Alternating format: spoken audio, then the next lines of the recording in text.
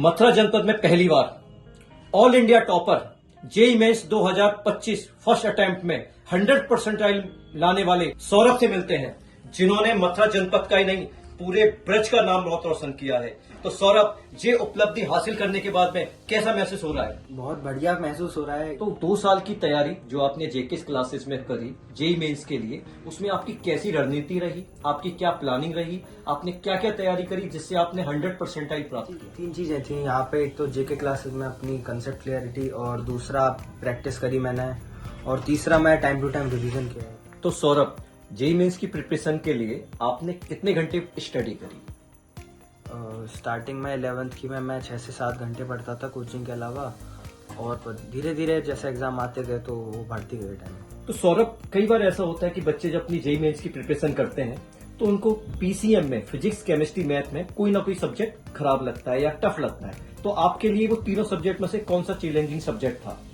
मेरे को पहले मैथ चैलेंजिंग लगता था, पर जेके सर की गाइडेंस और टीचिंग की वजह से अब थोड़ा स्ट्रांग हो गया है। एक जेई की प्रिपरेशन जो बच्चा करता है उसके लिए कहा जाता है कि टेस्ट बहुत इंपॉर्टेंट है, मॉक टेस्ट बहुत इंपॉर्टेंट है। तो आपको क्या लगता है जो टेस्ट जेकेएस में आपके हुए, जेकेएस क्लासेस में जो आपने टेस्ट दिए, उनसे आपको कितना फायदा हुआ जेई मेंस में 100% लाने के लिए? जो मॉक टेस्ट होते हैं उनसे एक तो टाइम मैनेजमेंट बहुत बढ़िया होता है, और दूसरा उस टेस्ट की जब तुम एनालाइज करते हो उसे तो आपकी जो गलतियां हैं आपको पता चलती हैं और उसमें आगे इम्प्रूवमेंट होता है। तो सौरभ, जेई की प्रिपरेशन करने के समय बच्चे बहुत सारी बुक्स लगाते हैं, अलग तरह के असाइनमेंट लगाते हैं, अलग तरह के मटेरियल लगाते हैं। आपकी 2 साल की जो सफर है उसमें आपने कौन कौन सी बुक्स या मटेरियल आपने किया? मैंने तो जेके क्लासेस का जो स्टडी मटेरियल है वही किया है, और बाकी पीवाईक्यू मेंस और पीवाईक्यू एडवांस। एक जेई की प्रिपरेशन में तनाव को मेंटेन करना बहुत मुश्किल काम है किसी स्टूडेंट के लिए। आपने वो काम कैसे किया? तो पढ़ाई करते टाइम बीच में छोटे छोटे ब्रेक लेता था, उन ब्रेक में कहीं टहलने चला जाता था, कभी गाने सुन लेता था, कभी घर वालों के पास चला जाता था, और यहाँ पर कोचिंग में सर ने भी मेरे को मोटिवेट किया है।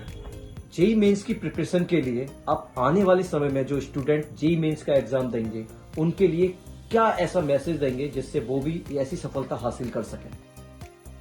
तो मेहनत करते रहो, अपने कंसेप्ट क्लियर रखो, और प्रैक्टिस करते रहो, और टाइम टू टाइम रिवीजन करते रहो, और सबसे मोस्ट इम्पोर्टेंट कॉन्फिडेंट रहो। तो सौरभ, जैसे ही कल आपका जेई मेंस का रिजल्ट आया, पहला रिएक्शन क्या था आपका? मैं बहुत खुश था, और मैंने मम्मी को बताया था, तो वो भी, पूरा परिवार खुश है हमारा। और जैसे ही सबको पता लगा तो सबके मतलब कॉन्ग्रेचुलेशन आते रहे, तो उससे और ज्यादा खुश होता रहा मैं। अब जेई मेंस का 100% अचीव हो गया, लेकिन अब मई में हमको जेई एडवांस का एग्जाम देना है। तो उसके लिए हमारा टारगेट, जैसे आपने और हमने जेकेएस क्लासेस ने मिलकर एक सपना देखा है कि अंडर 10 AIR लेके आना है, तो उसके लिए अब कैसी मेहनत होगी, क्या रोड मैप है आपका? अभी तो मेरे मतलब रिसेंटली बोर्ड है, तो अभी जब तक बोर्ड चलेंगे तब तक तो बोर्ड और एडवांस दोनों के साथ साथ करूंगा। फिर उसके बाद एडवांस के एकदम फुल फ्लैश बाकी उनका रिवीजन और प्रैक्टिस और मॉक टेस्ट ये सब करता रहूंगा। लास्ट में इस पूरी सफलता के लिए आप किन किन लोगों को श्रेय देना चाहेंगे अपनी सफलता के लिए? मैं अपने माता पिता को, जितने भी टीचर्स से मैं पढ़ा हूँ, अपने मेंटर्स जेके सर, प्रेम सर और राजू सर, सबको देना चाहूंगा। तो दोस्तों देखिए, सौरभ से बहुत हमने बात की, उसमें एक मैं आपको इंसिडेंट भी बताना चाहूंगा कि एक समय जब 10th क्लास में ये बच्चा आया था, 9th कंप्लीट की, तो सौरभ मेरे पास में आए, उनके फादर मेरे पास में आए, और जब सौरभ का 10th में एडमिशन हुआ तो सौरभ के फादर का एक ही मेरे से क्वेश्चन था कि सर, क्या जेकेएस क्लासेस में सौरभ को मैं एडमिशन दिला रहा हूं, आप इसको मथुरा में क्या रैंक दिला सकते हैं, या आप इसको कैसे तैयारी कराएंगे कि ये बहुत अच्छा रिजल्ट तक पहुंच सके। मैंने उनसे प्रॉमिस किया था उस वक्त कि सर, जब सौरभ का जेई मेंस या जेई एडवांस का रिजल्ट आएगा तो वो रिजल्ट होगा कि आप मथुरा से बाहर भी अगर इसको कहीं भी तैयारी कराने लेके जाएंगे तो शायद वैसा रिजल्ट इसको देखने को नहीं मिलेगा। जब ये बच्चा 11th में आया तो ये स्कूलिंग की तरफ ज्यादा इंक्लाइंड था। इट मीन्स इसको स्कूल करना था, इसको कोचिंग के साथ स्कूल करना था। लेकिन मैं समझता हूं कि जो जेई की प्रिपरेशन बच्चा कर रहा है उसको टाइम चाहिए, उसको सेल्फ स्टडी के लिए टाइम चाहिए, एक ऐसा स्कूल चाहिए जो उसको सपोर्ट कर सके, जहां पे अगर उसको लीव चाहिए, छुट्टी चाहिए तो छुट्टी मिल सके।